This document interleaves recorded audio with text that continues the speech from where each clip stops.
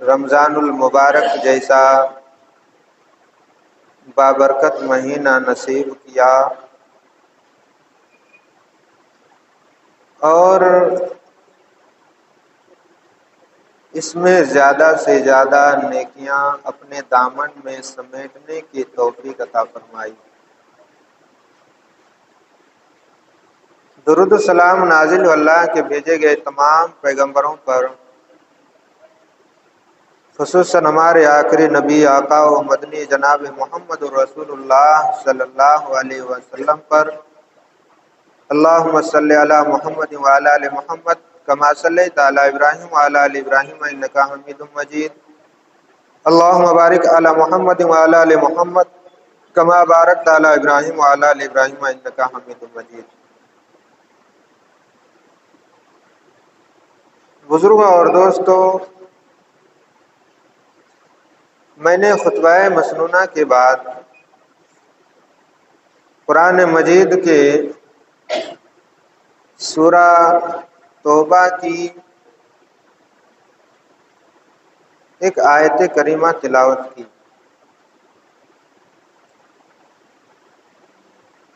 اسی آیت کریمہ کے مناسبت سے زکوٰۃ کی اہمیت اور اس کی فضیلت کے تعلق سے آپ کے سامنے کچھ باتیں بیان کی جائیں گی، اللہ تبارک و تعالی سے اس دعا کے ساتھ کہ اللہ تو مجھے صحیح صحیح کہنے اور ہم تمام لوگوں کو ان کہی ہوئی باتوں پر عمل کرنے کی توفیق عطا فرما۔ بزرگوں اور دوستو،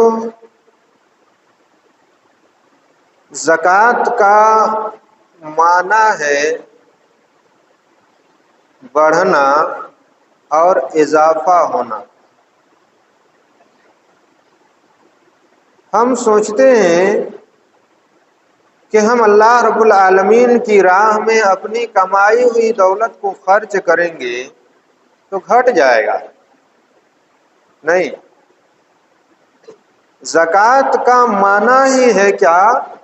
بڑھنا، اضافہ ہونا، اور شریعت کی اصطلاح میں مخصوص مال کے حصے کو مخصوص لوگوں میں کیا کرنا؟ خرچ کرنا۔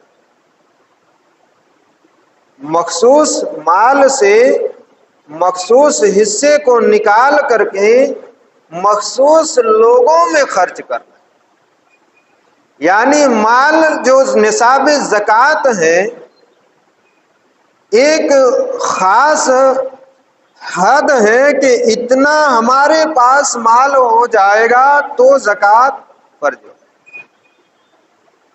کتنا فرض ہوگا؟ 2.5% نکالنی ہے۔ کس کو دیا جائے گا؟ اللہ تبارک و تعالیٰ نے سورہ توبہ کے اندر اس کا بھی ذکر کر دیا۔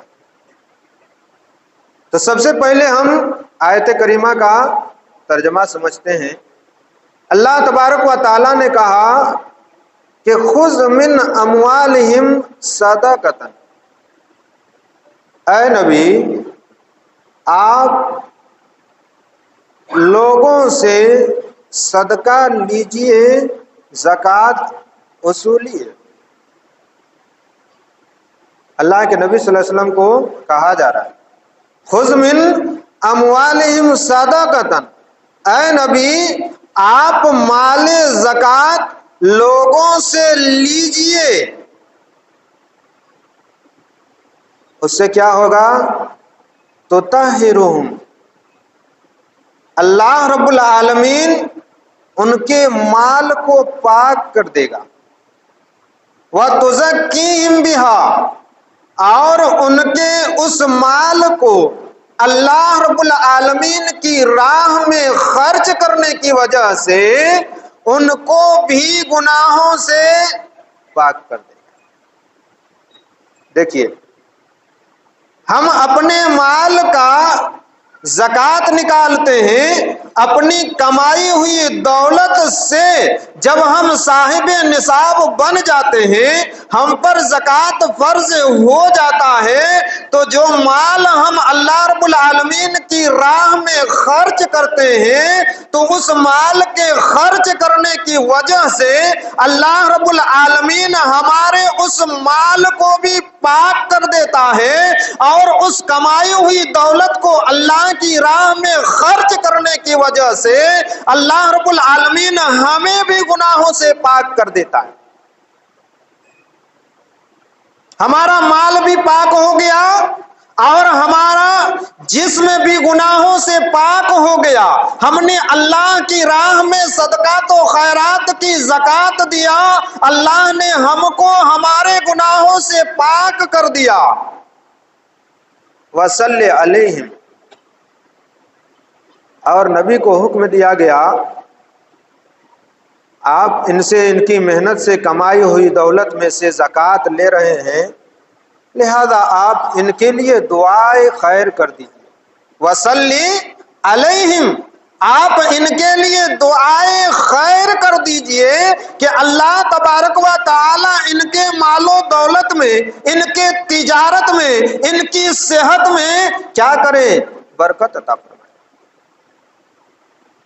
وصلی علیہم ان صلاتک سکن لہم، یقیناً آپ کی دعا ان کے لیے باعث سکون اور اطمینان ہوگی۔ یہ جب اللہ کی راہ میں خرچ کریں گے، آپ ان کو دعا دیں گے تو ان کے دل کو سکون ملے گی کہ چلو ہم نے اللہ کی راہ میں دیا، کم سے کم اللہ رب العالمین کے پیارے نبی جناب محمد رسول اللہ صلی اللہ علیہ وسلم نے ہمیں دعائیں تو دی۔ اس لیے ہر وصولی کرنے والے اور ہر صدقات و خیرات لینے والے کو چاہیے کہ جب اسے پیسہ ہاتھ میں آئے اور حاصل ہو، کوئی اسے کوئی چیز صدقے میں دے تو اس کے لیے دعائے خیر کرے، کم سے کم اتنا تو ضرور کہے کہ فجزاکم اللہ، اللہ رب العالمین آپ کو بہترین بدلہ عطا کرے۔ اللہ رب العالمین نے آگے فرمایا واللہ سمیع علیم، اللہ رب العالمین سننے والا اور جاننے والا۔ تو اس آیت کریمہ سے کیا پتہ چلا کہ زکوٰۃ ہم مسلمانوں پر فرض ہے، اللہ رب العالمین کی راہ میں ادا کرنی چاہیے۔ جو لوگ اپنے مال سے زکوٰۃ نہیں نکالتے ہیں، ویسے لوگ اپنے مال کو اور پراگندہ کر لیتے ہیں، اپنے مال کو حرام کر لیتے ہیں۔ جو لوگ صاحب نصاب ہیں، جن کے اوپر زکوٰۃ فرض ہو چکی ہے، اس کے باوجود بھی وہ زکوٰۃ نہیں نکال رہے ہیں اپنے مال سے، تو ان کا مال کیا ہو جا رہا ہے؟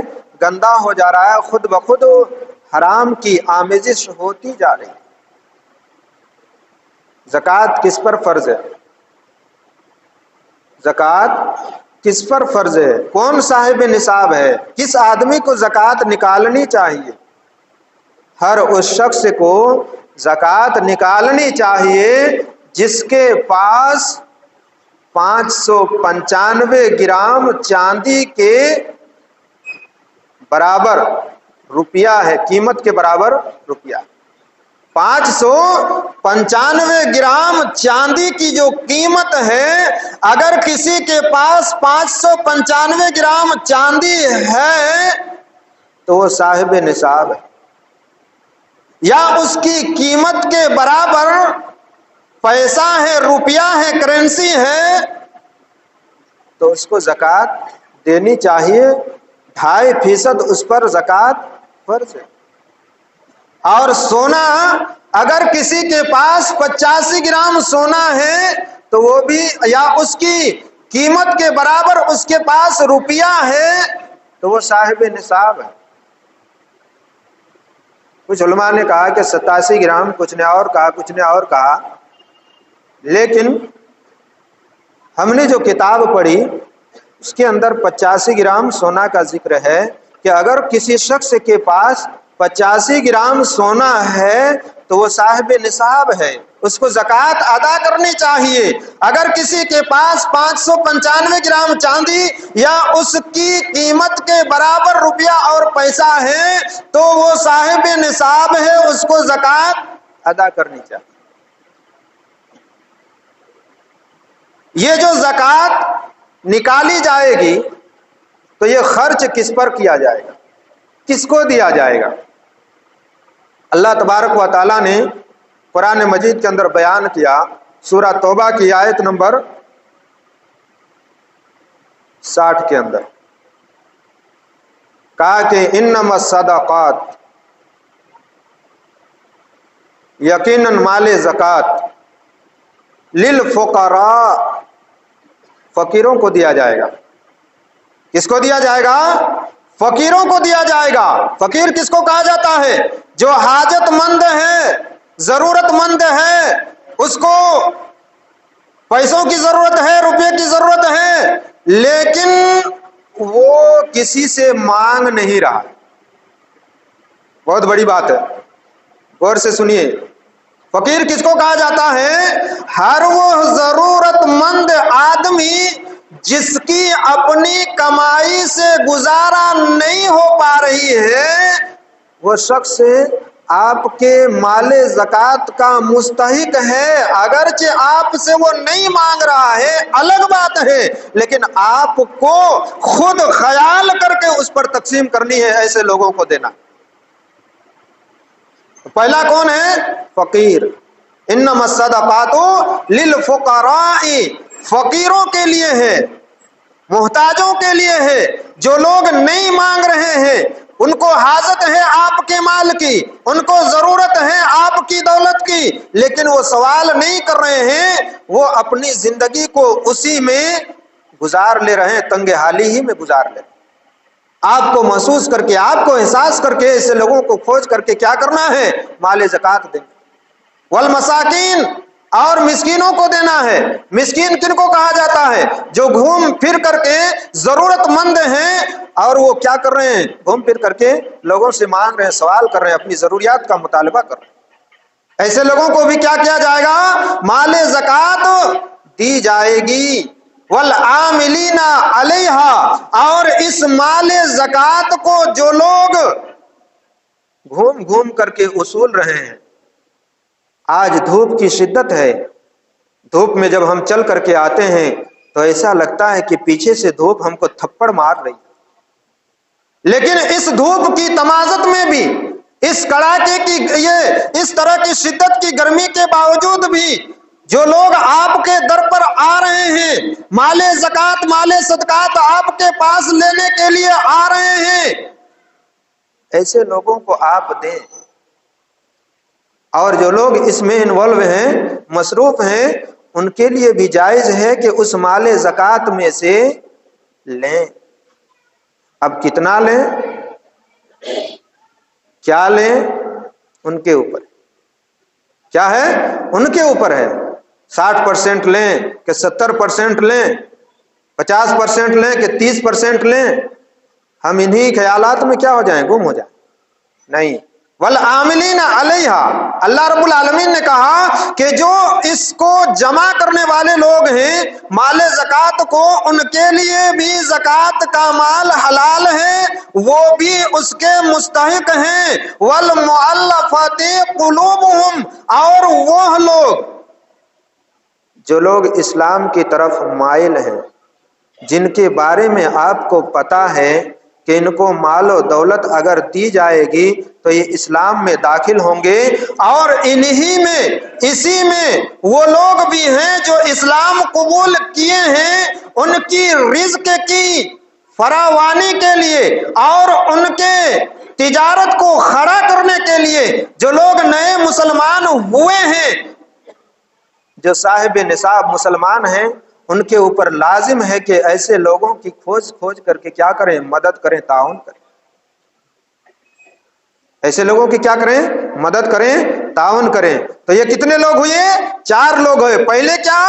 فقراء، دوسرے نمبر پر مساکین، تیسرے نمبر پر والعاملین علیہا، جو لوگ مال زکوٰۃ کو اکٹھا کرنے والے لوگ ہیں، والمؤلفۃ قلوبہم، جو لوگ اسلام کی طرف مائل ہیں یا اسلام میں داخل ہوئے ہیں، ان کی مضبوطی کے لیے مال زکوٰۃ کو ان کو کیا کیا جائے گا؟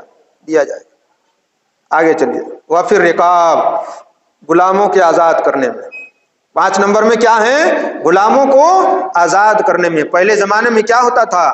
لوگ غلام ہوا کرتے تھے تو ان کو مال زکوٰۃ کے ذریعے سے کیا کیا جاتا تھا؟ فدیہ دے کر کے، کچھ تحفے تحائف دے کر کے ان کے مالکوں سے ان کو آزاد کیا جاتا تھا۔ والغارمین، مقروض لوگ جن کے اوپر قرض ہے، ان کو بھی مال زکوٰۃ دی جائے گی۔ جو لوگ مقروض لوگ ہیں، جو قرض کے پہ دبے ہوئے ہیں، ایسے لوگوں کو بھی کیا کیا جائے گا؟ مال زکوٰۃ دی جائے گی۔ جو لوگ مقروض ہیں ان کو زکوٰۃ دیا جائے گا، ویسے مقروضوں کو نہیں جو اپنی بیٹیوں کو دہیج دینے کے لیے لاکھوں کا قرض اٹھا لیتے۔ نہیں، دہیج حرام ہے۔ دہیج کیا ہے؟ حرام ہے۔ انہوں نے اس حرام کام کے لیے قرض لیا ہے، لہذا ایسے مقروضوں کو اپنا قرض نہیں دیا جائے گا۔ یقیناً اگر وہ غریب ہے، اپنی لڑکی کا شادی نہیں کر پا رہا ہے، مال زکوٰۃ میں سے نہیں دیا جائے گا۔ آپ اس کے بھائی ہیں، آپ اس کے خیر خواہ ہیں، آپ اس کے ہمدرد ہیں، آپ ان کی بیٹی کی شادی میں کھڑے ہوئیے، آپ ان کی اپنے نجی پیسے سے مدد کی، آپ ان کی نجی پیسے سے مدد کر کے ان کی لڑکی کا بیاہ اور شادی کرا دیجئے، یہ آپ کی احسان ہوگی اپنے مسلم اور مومن بھائی پر۔ مال زکوٰۃ کس کو دیا جائے گا؟ جو لوگ مقروض ہیں، کسی آفت کی وجہ سے ان کا مال تباہ ہو گیا، لٹ گیا، پٹ گئے، اور یہ وہ کسی طرح کا کوئی معاملہ، کوئی حادثہ ہو گیا جس کی وجہ سے آدمی مقروض ہو گیا، اس مقروض آدمی کو بھی کیا کیا جائے گا؟ دیا جائے گا۔ تو یہ 6 نمبر ہے۔ 7ویں نمبر پر آتے ہیں وفی سبیل اللہ، اللہ رب العالمین کی راہ میں جہاد کرنے والے لوگ۔ اللہ رب العالمین کی راہ میں جہاد کرنے والے لوگ، اگر وہ امیر بھی ہیں نا، تو مال زکوٰۃ سے اس گروپ کو مدد کیا جائے گا، ان پر خرچ کیا جائے گا۔ وہ اپنے سبیل، اور مسافر سفر کر رہا تھا، راستے میں چوروں اور اچکوں کے زد میں آ گیا، اب وہ گھر تک پہنچنے کے لائق نہیں ہے، تو ایسے لوگوں کو بھی اپنی مال زکوٰۃ میں سے مدد کی جا سکتی۔ تو یہ 8 قسم کے لوگ ہیں جن پر اللہ تبارک و تعالیٰ نے کہا کہ ان کو اپنی اپنے زکوٰۃ کی مال سے کیا کرو؟ مدد کرو۔ خاص کر دیا اللہ تبارک۔ ہاں، رہا مسئلہ صدقۃ الفطر کا، تو یہ غریبوں ہی کو صرف دیا جائے گا، مسکینوں ہی کو دیا جائے گا، حاجت مندوں ہی کو دیا جائے گا۔ صدقۃ الفطر غیر مسلموں کو نہیں دیا جا سکتا۔ صدقۃ الفطر غیر مسلموں کو نہیں دیا جاتا۔ آج دروازے دروازے غیر مسلمہ عورتیں آ رہی ہیں، اور آپ سوچ رہے ہیں کہ ہم ان کو دے کر کے بری ہو جائیں، نہیں ہو سکتا ایسے نہیں ہے۔ صدقۃ الفطر واجب ہے ہر مسلمان پر، اور وہ کس کو دیا جائے گا؟ اللہ کے رسول صلی اللہ علیہ وسلم نے فرمایا کہ تؤمۃ للمساکین، جو غریب اور مسکین ہیں ان کے کھانے پینے کے انتظام کے لیے صدقۃ الفطر کو واجب کیا گیا ہے۔ اسی لیے بہت سارے علماء نے کہا، غور سے میرے جملے کو سنیے گا سر اٹھا کر کے، اسی لیے بہت سارے علماء نے کہا کہ صدقۃ الفطر جو ہم فطرہ ادا کرتے ہیں وہ اناج ہی دی جائے گی، اس لیے کہ تؤمۃ للمساکین کا لفظ آیا ہے، مسکینوں اور غریبوں کے کھانے کے لیے انتظام کیا جائے۔ اس وقت بھی جب صدقۃ الفطر فرض ہو رہا تھا، واجب ہو رہی تھی، درہم اور دینار کا رواج تھا، لیکن اللہ کے رسول صلی اللہ علیہ وسلم کو کیا کہا گیا؟ کہا کہ صدقۃ الفطر اناج میں سے دیا جائے گا، جن سے طعام میں سے دیا جائے گا۔ آپ کون ہوتے ہیں، ہم کون ہوتے ہیں ڈیسائیڈ کرنے والے کہ پیسہ دیا جائے گا تو بہتر ہوگا؟ نعوذ باللہ، اس وقت اللہ کو پتہ نہیں تھا، رسول اکرم صلی اللہ علیہ وسلم کو پتا نہیں تھا، اسی لیے بہت سارے علماء نے تنقید کی اور کہا کہ صدقۃ الفطر کے روپ میں اناج ہی ادا کیا جائے گا، اور آس پاس کے جو لوگ غریب ہیں، مسکین ہیں، ان کو اناج کی شکل میں دیا جائے گا۔ آپ 2.5 کلو آٹا دے دیجئے، 2.5 کلو چاول دے دیجئے، جو بھی دے دیجئے۔ رہا مسئلہ روپے اور پیسے کا، تو یہ علماء کا اپنا قول ہے، انہوں نے اپنے طور پر کہا کہ روپیہ بھی دیا جا سکتا ہے، یہ علماء کا قول ہے۔ میں نے ذکر کر دیا کہ یہ علماء کا قول ہے کہ ان کو روپیہ اور پیسہ بھی دیا جا سکتا ہے، یہ علماء کا قول ہے۔ لیکن نبی صلی اللہ علیہ وسلم سے کیا ثابت ہے کہ صدقۃ الفطر جو ہے وہ جن سے طعام ہی میں سے کیا کیا جائے گا، ادا کیا جائے گا۔ آگے چلیے، اللہ رب العالمین نے قرآن مجید کے اندر بیان فرمایا کہ وہ لوگ جو صاحب نصاب ہیں، جن پر زکوٰۃ فرض ہو چکی ہے، اس کے باوجود بھی وہ اللہ رب العالمین کی راہ میں زکوٰۃ نہیں ادا کرتے ہیں، اللہ نے قرآن مجید کے اندر بیان کیا، سورہ توبہ سورہ نمبر 9 کی آیت نمبر 35 اور 36 کے اندر کیا کہا کہ والذین یکنزون الذھب والفضة، جو لوگ سونے اور چاندی کو سمیٹ سمیٹ کر کے رکھتے ہیں، سینت سینت کر کے رکھتے ہیں، ولا ينفقونها فی سبیل اللہ، اور وہ اللہ رب العالمین کی راہ میں زکوٰۃ نہیں ادا کرتے ہیں، خرچ نہیں کرتے ہیں، فبشرہم بعذاب علیم، آپ ان کو دردناک عذاب کی خوشخبری سنا دیجیے۔ وہ دردناک عذاب کیا ہے؟ یوم یحمى علیہا فی نار جہنم، کل کو قیامت کے دن وہی جمع کیا ہوا سونا، وہی جمع کیا ہوا چاندی، وہی جمع کی ہوئی دولت، روپے اور پیسے، اللہ رب العالمین نے کہا کہ یوم یحمى علیہا فی نار جہنم، قیامت کے دن اس مال کو جہنم کی آگ میں تپایا جائے گا، گرم کیا جائے گا، فتقوی بہا جباہہم، وہ مال جس کی انہوں نے زکوٰۃ نہیں نکالی، اللہ رب العالمین کی راہ میں خرچ نہیں کیا، زکوٰۃ اور خیرات نہیں کیے، اللہ رب العالمین نے فرمایا کہ اس مال کو قیامت کے دن جہنم کی آگ میں گرم کیا جائے گا، فتقوی بہا جباہہم، اس مال کو گرم کر کے ان کی پیشانی پر داغا جائے گا، وجنوبہم، اور ان کی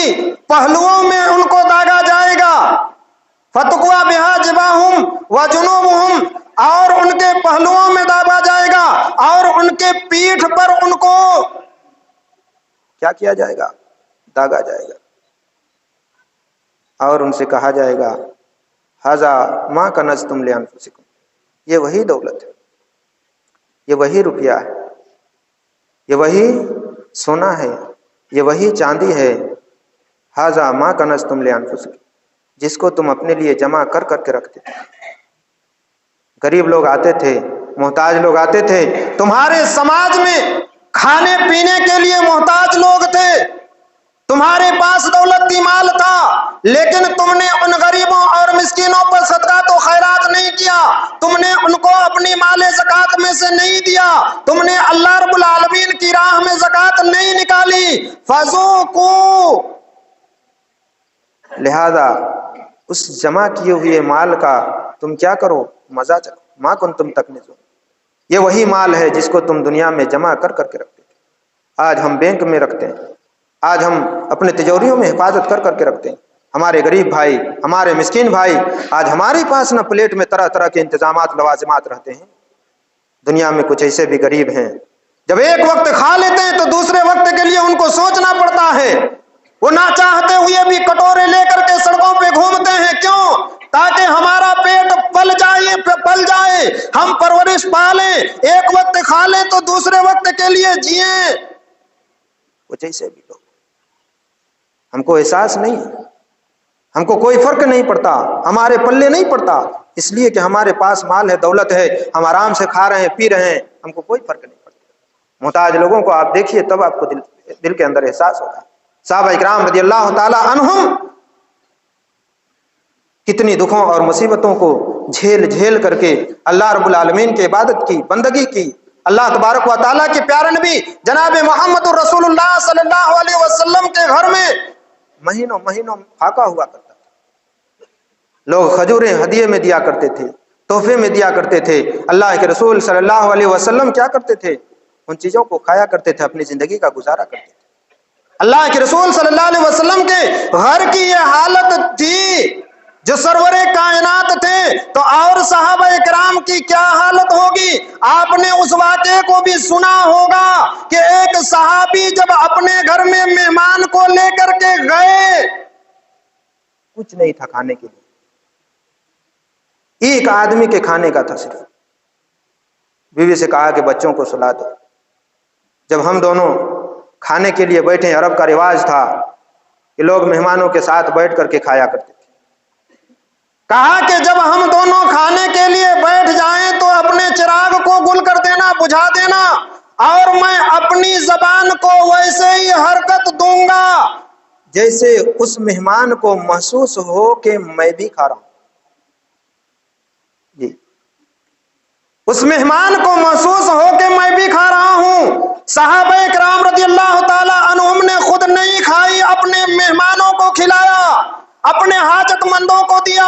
اللہ تبارک و تعالیٰ نے کہا کہ وَيُؤْثِرُونَ عَلَىٰ أَنفُسِهِمْ وَلَوْ كَانَ بِهِمْ خَصَاصَةٌ، وہ اپنی مال اور دولت کو، اپنے کھانے پینے کی چیزوں کو، باوجود اس کے کہ ان کو ضرورت تھی، لیکن اس کے باوجود بھی انہوں نے اپنی ضرورت پر اپنے بھائیوں کی ضرورت کو ترجیح دی. اور اللہ نے ہماری حالت کو بیان کیا کہ بل تؤثرون الحیات الدنیا، وہ آخرت کی زندگی کو ترجیح دیتے تھے. اسی لیے وہ اللہ رب العالمین کے احکام پر عمل پیرا تھے. ہم دنیاوی زندگی کو ترجیح دیتے ہیں، اسی لیے ہماری نگاہ میں کسی کی کوئی اہمیت نہیں ہے. اللہ تبارک و تعالیٰ نے کیا فرمایا؟ کہا کہ بل تؤثرون الحیات الدنیا، تم تو دنیاوی زندگی کو ترجیح دیتے ہو، دنیاوی مال کو سمیٹنے میں لگے ہوئے ہو. نہ تم زکوٰۃ ادا کرنا پسند کرتے ہو، نہ تم صدقات و خیرات کرنا پسند کرتے ہو، اور نہ ہی اپنے غریب اور مسکین بھائیوں کو مدد کرنا پسند کرتے ہو، بلکہ تم تو یہ چاہتے ہو کہ میں اپنے گاؤں کا سب سے امیر ترین آدمی بن جاؤں. بلکہ تمہاری تو یہ خواہش ہے کہ ہمارا بلڈنگ بہتر سے بہتر ہو، سواری کے لیے عالیشان گاڑی ہو، اور رہنے کے لیے ہر طرح کی فیسلٹی ہو. تمہاری خواہش یہ ہے. اللہ والوں کی خواہش ایسے نہیں ہوتی ہے. وہ چاہتے ہیں کہ میں جس طریقے سے خوشحال ہوں، میرا غریب بھائی بھی خوشحال ہے، میرے محتاج بھائی بھی اپنی ضرورتوں کو پوری کر لیں، اور میری سکھ اور شانتی میں وہ بھی میرے ساتھ کیا ہوں، قدم سے قدم ملا کر کے چلیں. یہ ایک مومن کی صفت. تو یہ ساری باتیں تھیں اللہ رب العالمین کی راہ میں خرچ کرنے کے تعلق سے. اللہ رب العالمین سے دعا ہے کہ اللہ تعالیٰ تو ہمیں تیری راہ میں زیادہ سے زیادہ اپنے مال اور دولت کو خرچ کرنے کی توفیق عطا فرما. اے اللہ، یہ رمضان المبارک کا بابرکت مہینہ، اے اللہ تو اس مہینے میں ہمیں اپنے غریبوں اور مسکین بھائیوں کی مدد کرنے کی توفیق عطا فرما، ضرورت مندوں کی ضروریات کو پوری کرنے کی توفیق عطا فرما. جب تک ہمیں اس دنیا کے اندر ایمان و اسلام پر ثابت قدم رکھ، اور جب ہمارا خاتمہ تو خاتمہ بالخیر عطا فرما. آمین ثم آمین. تقبل یا رب العالمین. استغفر اللہ لی و لکم ولسائر